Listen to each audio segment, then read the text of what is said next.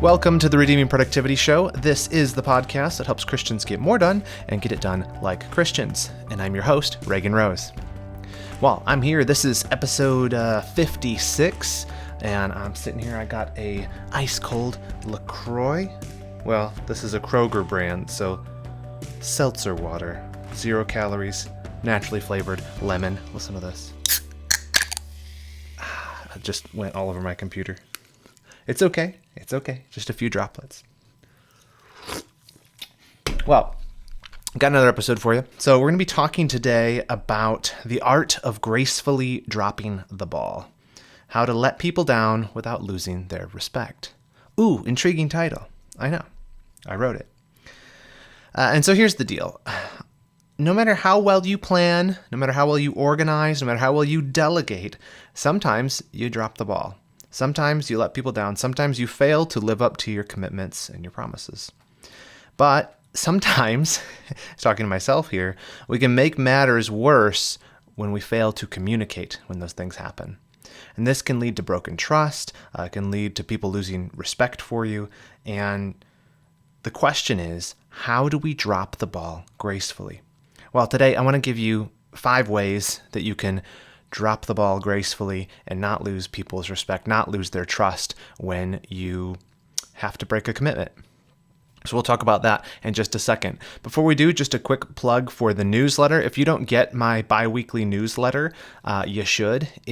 On Wednesdays, I talk about things that have come out on the blog, about new podcast episodes, and just some other things that I'm thinking. And that's really the only place you can get that. Just it's a little more I was going to say unhinged musings, but that's not the word I'm looking for, though it may be more accurate. I was going to say less, rehearsed, less polished. This is kind of what I'm thinking about in regard to Christianity and productivity that week. And then on Fridays, you get my Reagan's Roundup feature, which just has 5 links from around the web to help you on your journey to becoming a more productive Christian. So if you're not on the newsletter, you should sign up. It's redeemingproductivity.com/newsletter. And also now when you sign up for the newsletter, you get a free morning routine planner PDF. It's something I pulled together that kind of will walk you through the steps for creating a morning routine for yourself that involves things like Bible study and exercise and prayer. And just if you walk through the steps, you'll have yourself a handy dandy routine in the morning. So check that out, the Redeeming Productivity newsletter at redeemingproductivity.com/newsletter.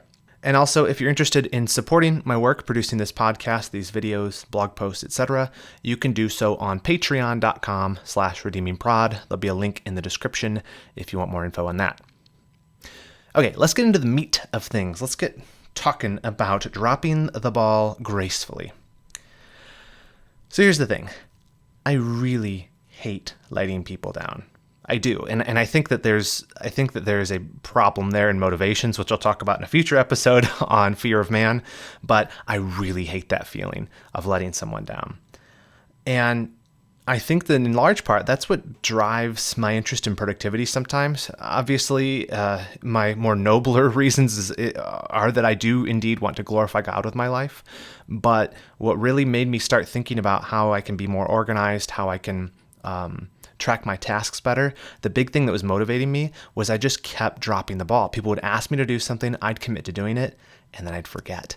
And so that's what got me into learning about how can I do this stuff better. And I do believe that this is part of being a Christian, is we need to be people of our word. God is a God of his word. He always fulfills his promises. He never tells a lie. His yes is always yes. His no is always no. And we, as his image bearers, are to likewise be people of our word. And so when you commit to do something, that's a very serious thing. You want your yes to be yes and your no to be no. But as you know, sometimes it can't be helped. Sometimes you really did want to do something you said you were going to do, but through maybe an error on your part or circumstances that are outside of your control, sometimes you let people down. Sometimes you can't fulfill that commitment. Sometimes you drop the ball. But since I want people to trust me, I want people to know that they can rely on me, that can be devastating, Like you want to be a person known as a person of your word, not just for your own, personal self-respect or your own reputation, but because you know that you represent Christ. You're a representative of God. You're an ambassador for Christ, it says. So you want to be a person who's known as a person of your word. Person. I think what maybe is ironic, I guess, is that sometimes that fear of letting people down when you realize that you're not going to be able to fulfill a commitment, sometimes that fear can actually lead to you making the situation worse. And what I mean is you might try to find a way to work a bunch of overtime or something, or through the night to make up for a mistake or for being double booked or double committed, and trying to make sure no one finds out that you didn't manage your time well or something. But the problem with that is it leads to this like vicious cycle of burnout where you're constantly trying to fulfill these different commitments and finding yourself falling short and then trying to make up for them and then falling short on other commitments. And round we go. That is not a mulberry bush you want to be circling, Weasel. I don't think any of that's an expression, but it is now, because that's how expressions are coined on podcasts. So, and even worse, I think when it comes to letting people down and dropping the ball, we can even be tempted to lie sometimes, or bend the truth, or just leave out some details to kind of cover over our failure. Or we might double down on our promises. We might say, well, I'll make it up to you. But that actually, again, it can make things worse and leads you to dropping the ball over and over again. And as a serial ball dropper myself, probably not what I should call that, but as someone who has done this multiple times and is the reason I'm trying day in and day out to become a little bit more efficient with my time, a little bit more productive, a little bit better at keeping track of the things I said I would do and making sure I actually have time to do them. It's because I don't want to let people down. I don't want to break their trust. I don't want to lose their respect, and I want to honor Christ by being a person of my word. So here are 5 ways, maybe there'll be 6, but 5-ish ways on how you can learn the art of gracefully dropping the ball so that you don't lose people's respect or let them down or break their trust. So the first reason is this. Can you guys hear the LaCroix bubbling? I just love that. It's like what was that cereal? Right, that cereal, like it doesn't exist. Rice Krispies, Snap, Crackle, Pop. You can kind of hear the LaCroix. I'll keep it away from the mic so you don't have to hear it. I like it. Subtle. Have you heard the jokes about LaCroix? Where it's like, the flavor's not intense. It's not like sweet. It's just kind of like hints of flavor. Someone said that LaCroix is like drinking water and then someone shouts the name of a fruit from another room. That's what LaCroix tastes like. I thought that was funny. Anyway, what were we talking about? Oh, I was going to tell you 5 ways to drop the ball gracefully. The first one, and I think probably the one that gets to the root of the problem, at least the root of the problem for me, maybe this is the same for you, is the first reason, or the first way to not drop the ball is to not overcommit to begin with. I think overcommitment can be a source for this kind of thing, where you want to say yes to things, you want to be helpful, you want to, do things. And so you promise. You say, oh yeah, I'll do that. Let me take care of that for you. But you do that so much that you find that it's actually too many commitments for you to handle. And no matter how well organized you are, every single one of us has a limit, even though we might try to push it. Guilty. Often guilty of that myself.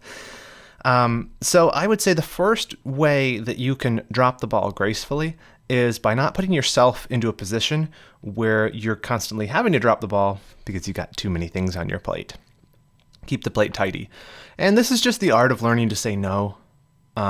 This is, being self-aware enough to know your capacity and how much you can do, and not to project yourself into the future and assume that the future you is going to have more time than the you right now. Stuff always comes out. Life is not as clear as it is when you block it out on paper. So don't overcommit to begin with. And I think just as a good practical application to this, keep a stinking calendar. It doesn't have to be a stinking calendar. It can just be a normal calendar, but keep a calendar and keep it well. If you don't want to overcommit to stuff, you need to track what you are committed to. And likewise, I'll actually talk about this in the next one, but track your tasks as well. Unless you know what you've said yes to, you aren't going to know if you have enough time to say yes to more things, if that makes sense. So keeping a rigorous calendar helps you not to overcommit to things to begin with. Okay, the second way that you can drop the ball gracefully when you are overcommitted is develop a system to track your commitment. So I just mentioned calendars, but the other side of that is a task tracking system. And I'm surprised in this day and age how many people still don't do this that I talk to. And so I'm not just talking about a to-do list. I'm talking about a way of tracking the things that you have said you're going to do. If you have not read the book, Getting Things Done by David Allen, I would commend it to you.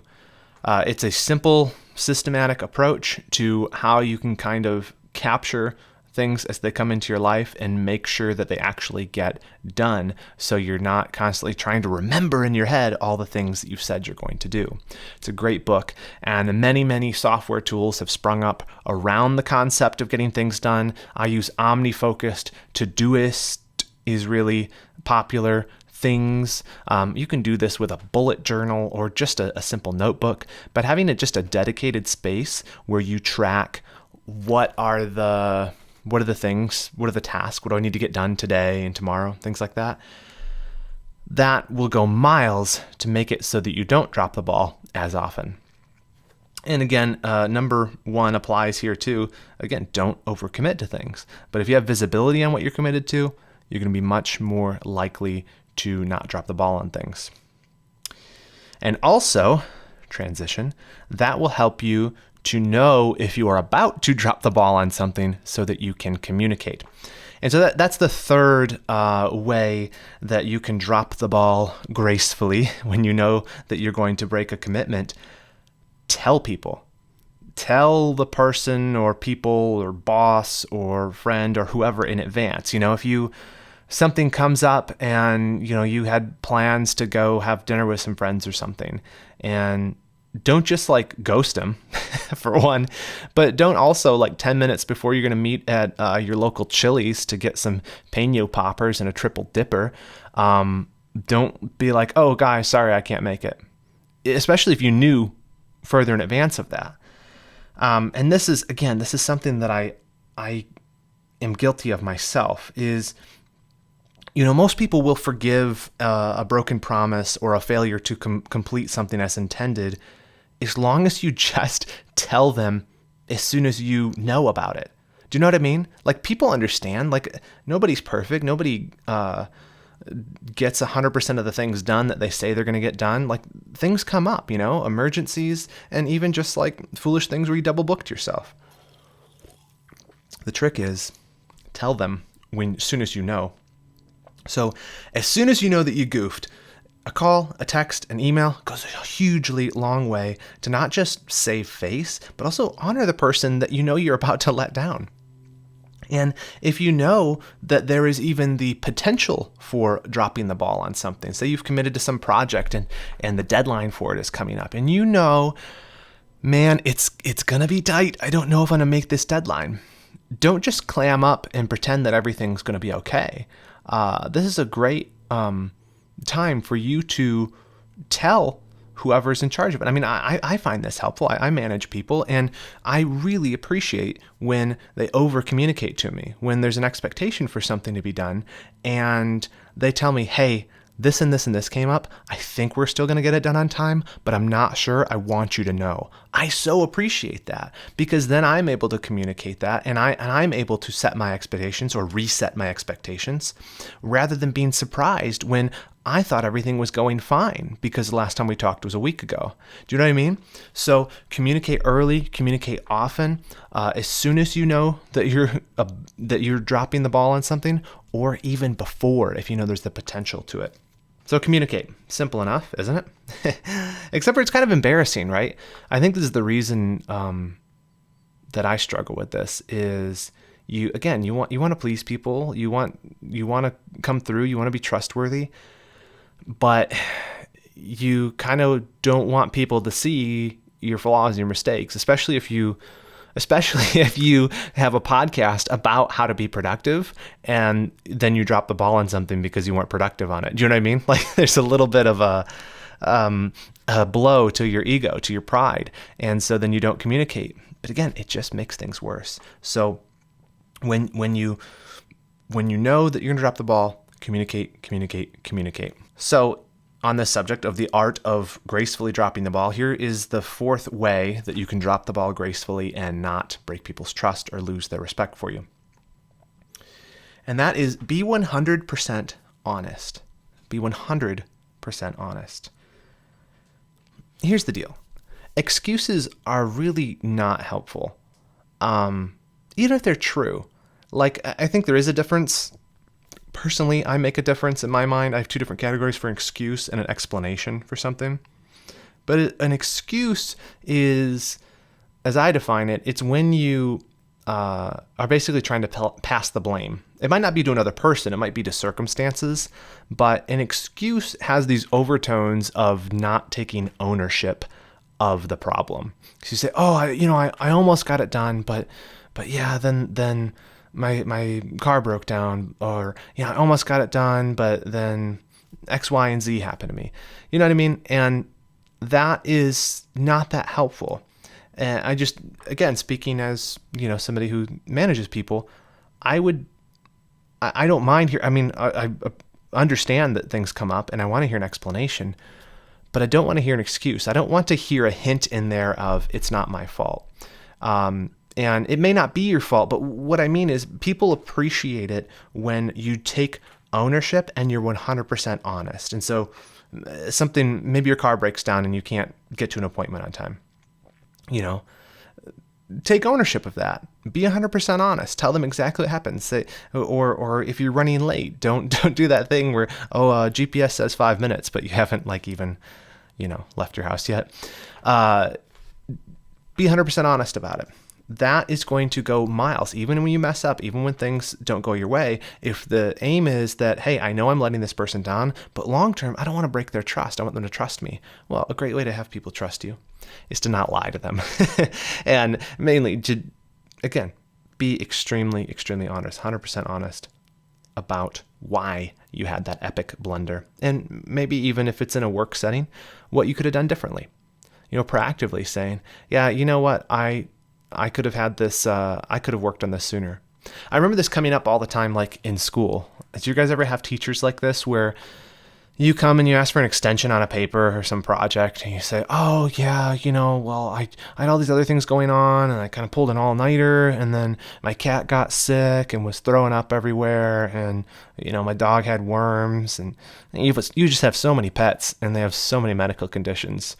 But what does the teacher say? The teacher says, well, how long did you know this paper was due? You say, well, since the beginning of the semester. And they say, well, how long did you have to work on it? Well, lots and lots of weeks. Well, when did you start? Last night, right before Fluffy started hacking up a lung. And then they say, sorry, paper's still due. Do you know what I mean? That's pretty mean. It's not mean. It's holding the line. And I get it. I get why teachers do that. And it is helpful, especially when you know that the student's making an excuse. But that's what I mean about taking ownership of it, is instead you say, I should have started sooner. We could have finished this earlier. I should have left the house earlier. I knew it was potential that this thing would happen to keep me from this appointment. And I should have told you. Just be 100% honest, and take 100% ownership. People will appreciate that. And then long term, that trust is still maintained. And I think on the subject of honesty, I talked a little bit about excuses, how you can blame circumstances. And I mentioned briefly that you can use an excuse as blaming someone else. That's horrible if you think about it. And sometimes that's your default. If you're trying to save face, you maybe you don't come right out and say it, but you kind of intimate that, well, so-and-so didn't do X, Y, and Z. And, so yeah, we really should have done better. And, there's this half apology, but really you're just blaming somebody else.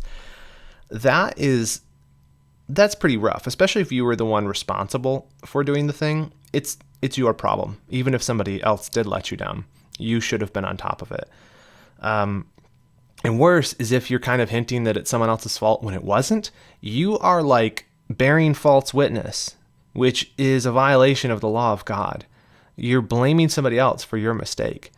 That you do not want to be doing. Take ownership for it. Be 100% honest. If there's consequences, take them. But in the end, you keep your integrity intact, and you will have been a great witness for Christ in the workplace and a great image bearer for him wherever you are.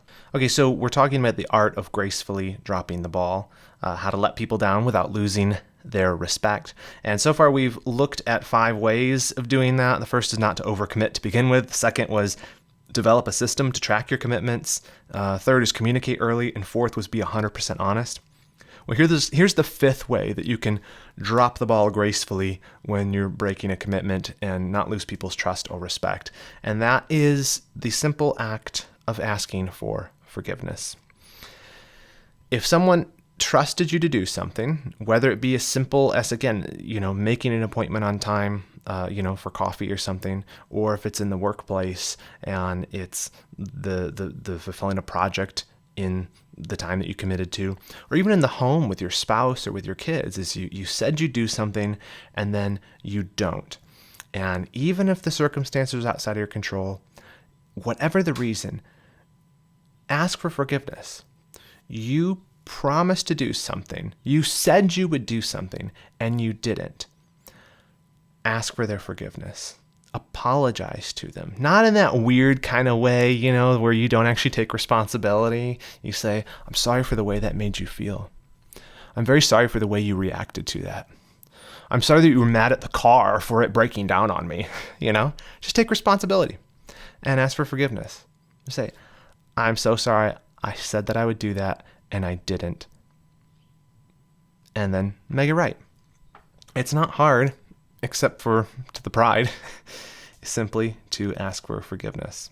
I will offer one caveat on this point of asking for forgiveness, and that is simply that sometimes this is the only thing we do.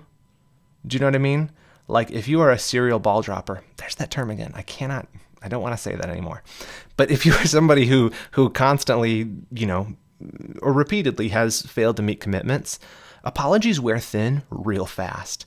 And if this is the only thing you do and you think that it smooths everything over every single time, and you don't actually take steps to rectify maybe your poor planning or your organizational habits or your how much you commit to, if you don't actually make steps to fix that, it's not long before people are like, oh, they just don't do things, and then they come and say they're sorry afterwards for it not working out. You're going to lose people's respect. You're going to lose their trust. And you're going to be a poor witness if that's your MO. But what I am saying here is that when you genuinely mess up, take full responsibility and apologize for it. But then also, as someone who genuinely wants to do it right next time, go back and make the steps. Figure out, how do I not overcommit? How can I track my commitments better? How can I make sure these kind of things don't happen in the future? And be serious about that. And when people see that change in you, you'll have their respect. You'll earn it, and they won't look down on you just because you made a mistake once. And it's important as a Christian. That's important. It is. And okay, here's a bonus one. I gave you 5 ways to drop the ball gracefully, where you break a commitment, disappoint someone, but to do it in a way that you don't lose their respect or their trust. And I just would say one last one, and that is just learn from your mistakes. It's going to happen. You are going to drop the ball. You're going to fail to meet a deadline, complete a promise, fulfill a requirement of you. It's going to happen. But if you can pause after that situation and look and try to figure out, okay, what could I be doing different in the future to make sure that doesn't happen again? That moment, that time you spend self-reflecting, maybe you're examining your own mindset towards things. Like I've mentioned fear of man a couple of times. That's something I've been thinking about why is it that you overcommit, Reagan?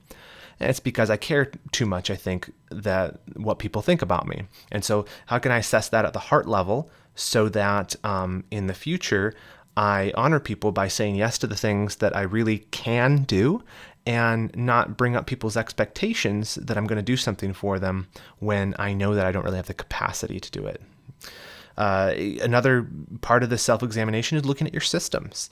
I mentioned, I think in the intro to the last podcast, that I had like a breakdown basically in my productivity system.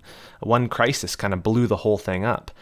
Well, I had to spend a good probably half a day tearing down my system for tracking tasks and rebuilding it again and kind of thinking about, okay, what went wrong? How can I fix this? How can I tweak this so that it's a little bit more resilient to crisis?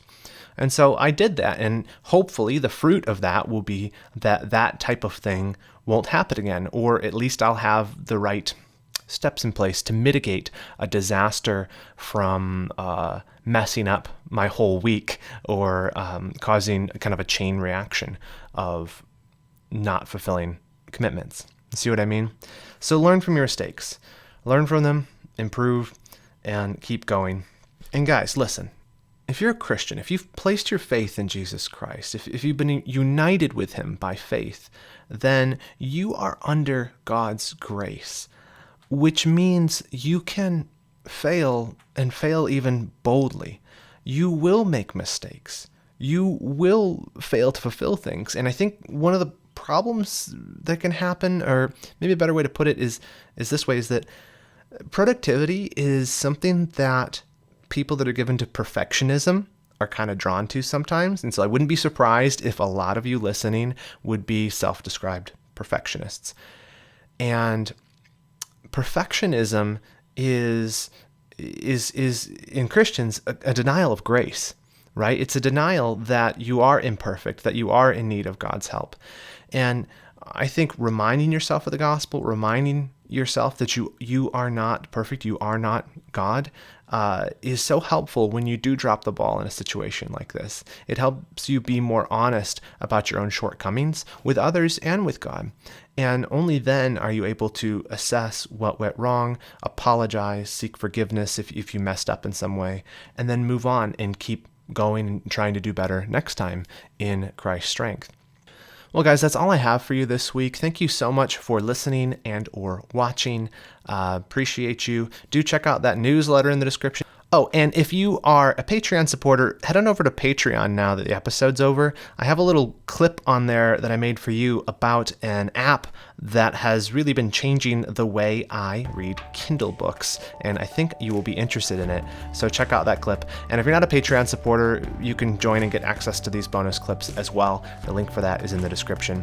And I will see you again here next week, but until I do, remember this, that in whatever you do, do it well and do it all to the glory of God.